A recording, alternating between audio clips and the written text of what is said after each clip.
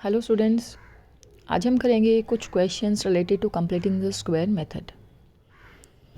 अगर आपने derivation of quadratic formula वाली वीडियो देखी है तो आपको ये क्वेश्चन करने में बहुत हेल्प हो जाएगी, क्योंकि ये method is totally based on the derivation only. तो इस मेथड को स्टार्ट करने से पहले एक बार हम क्वाड्रेटिक इक्वेशन की स्टैंडर्ड फॉर्म देखते हैं क्या होती है। X square plus b x plus c equals 0 where a is the leading coefficient and it can never be equal to 0.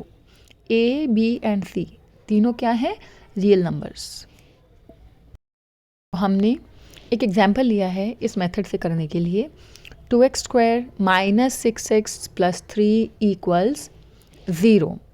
अब इस क्वेश्चन को स्टार्ट करने से पहले रफली आप डी फाइंड कर लो ताकि आपको आइडिया हो जाए कि इसके रूट्स किस तरह के होंगे। तो डी क्या होता है? B square minus 4ac। B square मतलब minus 6 square minus 4 into 2 into 3 36 minus 24। तो डी कितना आया? 12। इसका मतलब डी ग्रेटर देन 0, तो roots are real and distinct. इसका मतलब इसके रूट्स पॉसिबल हैं, we can find them. Start. जब हमने इस मेथड को स्टार्ट करना है तो सबसे पहला स्टेप क्या होना चाहिए कि आपको पता हो कि ए, बी और सी की वैल्यू क्या है। ए क्या है यहाँ पे? 2। तो ए की वैल्यू हो गई 2। हमें क्या करना है फर्स्ट स्टेप में? याद रखना, हम इस क्वेश्चन को स्टेप्स के हिसाब से करेंगे तो ईजी रहेगा। फर्स्ट स्टेप में क्या करना है? आपको पूरी इक्वेशन को, मतलब लेफ्ट साइड और राइट साइड दोनों साइड्स को ए से डिवाइड करना है। और यहाँ पे ए की वैल्यू क्या है? 2। तो जब हम इस पूरी इक्वेशन को 2 से डिवाइड करते हैं तो ये हो जाएगा 2x square upon 2, 6x upon 2 plus 3 upon 2 equals 0। और 0 को भी आप 0.2 लिख दो तो बेटर रहेगा। 2 से 2 कैंसिल हुआ, x स्क्वायर माइनस 2 से 6 कैंसिल हुआ, 3x plus 3 upon 2 and this 0/2 will become 0 only. ये स्टेप 1 था। स्टेप 2 क्या होता है? स्टेप 2 में आपको कांस्टेंट टर्म को राइट में शिफ्ट करना है। अब आप खुद देख के बताओ यहाँ पे कांस्टेंट टर्म क्या है? कांस्टेंट टर्म वो होगी जिसके साथ कोई वेरिएबल नहीं होगा। यहाँ पे फर्स्ट में एक्स स्क्वायर है, सेकंड में एक्स है, थर्ड टर्म ऐसी है जिसमें कोई वेरिएबल नहीं है। इसका मतलब यहाँ कांस्टेंट टर्म क्या है? 3/2। और जब हमने उसे राइट में शिफ्ट किया तो वो पॉजिटिव से बन गई नेगेटिव। स्टेप 3 क्या कहते हैं? स्टेप 3 हमें बोलता है क्या करने के लिए?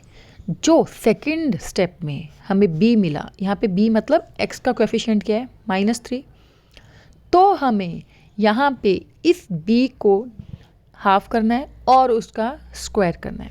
b का हाफ मतलब 3, 3 का हाफ क्या होगा? 3/2। इसका स्क्वायर किया मतलब 3/2 होल स्क्वायर और इसे ऐड किया बोथ द साइड्स। तो x square minus 3x plus 3/2 whole square और यहाँ पे भी हमने 3/2 होल स्क्वायर दोनों तरफ ऐड कर दिया। क्योंकि यहाँ b नेगेटिव था तो आप साथ में नेगेटिव भी लिख सकते हो, लेकिन उससे कोई खास फर्क नहीं पड़ेगा क्योंकि नेगेटिव का स्क्वायर क्या होता है? पॉजिटिव। इसलिए लिखोगे नहीं लिखोगे कोई बात नहीं। तो अब आते हैं हम स्टेप 4 पे। आप देखो कि यहाँ पे हमें लेफ्ट साइड में एक आइडेंटिटी जैसा कुछ दिख रहा है, completing the square method.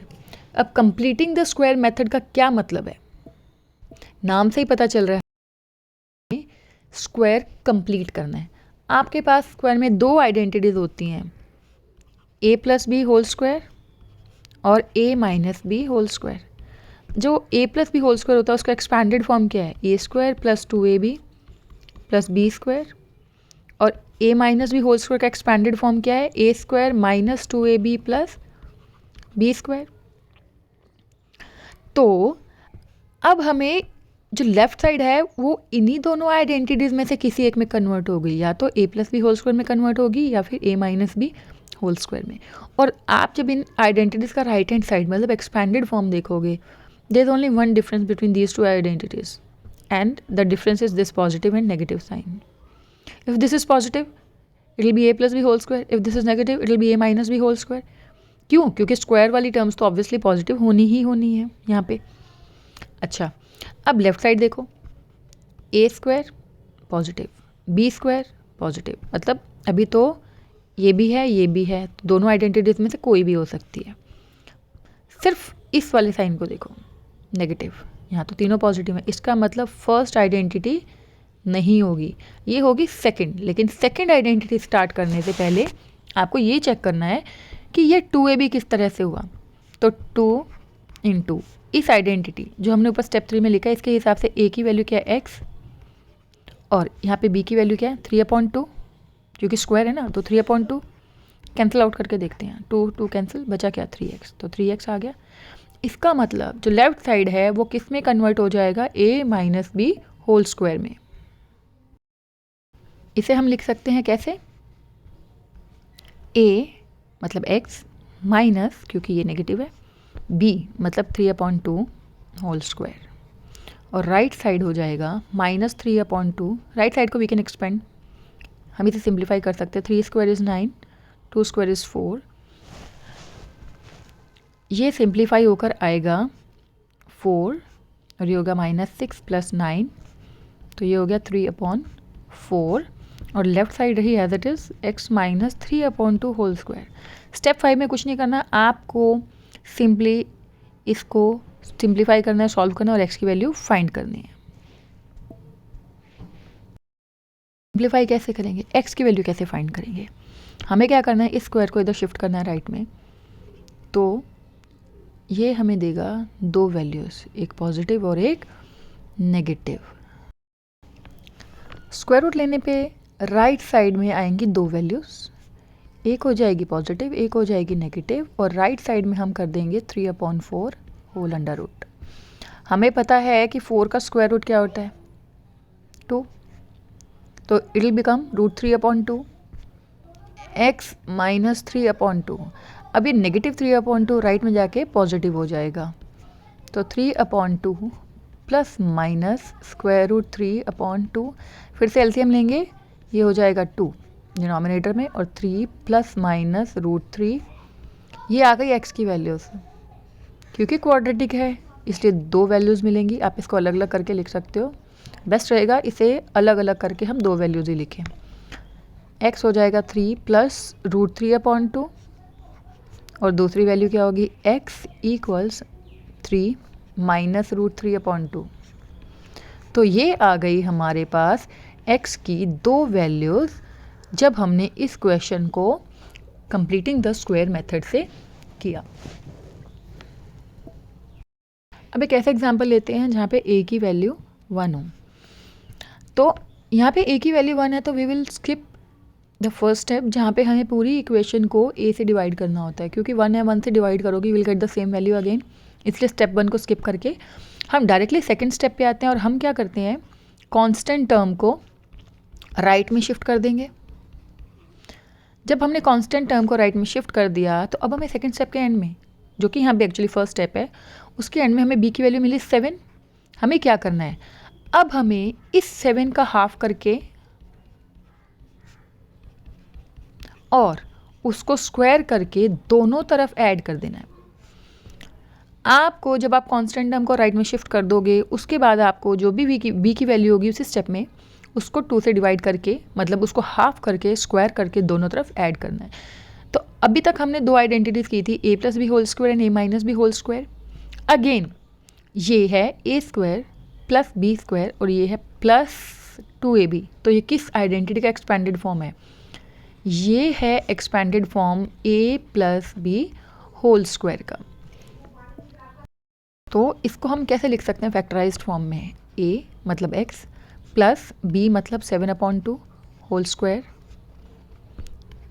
Equals, right side को हम सिंप्लीफाई कर देंगे, -10 प्लस 7/2 का स्क्वायर क्या होता है, 7 स्क्वायर इज़ 49, 2 स्क्वायर इज़ 4, तो इसको जब आप एलसीएम लोगे ये बन जाएगा 4, दिस इज -40 + 49, ये हुआ 9/4, और left side as it is रही x + 7/2 होल स्क्वायर। अब क्या करना है, आपको इस स्क्वायर को राइट साइड में शिफ्ट करना है, तो ये बन जाएगा स्क्वायर रूट। और जैसे ही आप स्क्वायर रूट करते हो किसी भी नंबर का, वो हमें दो वैल्यूज़ देगा, 9/4 होल अंडर रूट।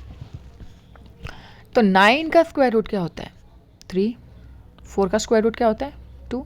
इसका मतलब 9/4 whole under root will become 3/2। अब यहाँ पे कन्फ्यूजन ना हो, इसलिए बेस्ट रहेगा कि हम इसे कैसे करेंगे। एक बार हम नेगेटिव साइन ले लेते हैं, तो x प्लस 7/2 इक्वल्स 3/2, ये पॉजिटिव साइन ले लिया। और एक बार हम 3/2 के साथ नेगेटिव साइन ले लेते हैं, क्योंकि दो साइन है। दोनों स्टेप्स में क्या होना है कि ये जो 7/2 है ये राइट में जाके नेगेटिव हो जाएगा। यहाँ पर भी ये 7/2 राइट में जाके नेगेटिव हो गया। यहाँ पे देखो x आएगा -4/2, क्योंकि दोनों का डिनोमिनेटर सेम है और कैंसिल होके आएगा x की वैल्यू -2। यहाँ पे आएगा -10/2, अगेन दोनों का डिनोमिनेटर सेम है। तो हमारे पास यहाँ पे x की दो वैल्यूज़ आई, एक है x इक्वल्स -5, एक है x इक्वल्स -2। तो ये था कंप्लीटिंग द स्क्वायर मेथड। इसमें स्टेप्स कौन कौन से करे थे? फर्स्ट स्टेप हमने स्किप किया, जहाँ पे हमें a से डिवाइड करना था, क्योंकि यहाँ पे a की वैल्यू 1 थी। ये था हमारा सेकेंड स्टेप। याद रखना इस क्वेश्चन में हमने स्टेप 1 स्किप किया।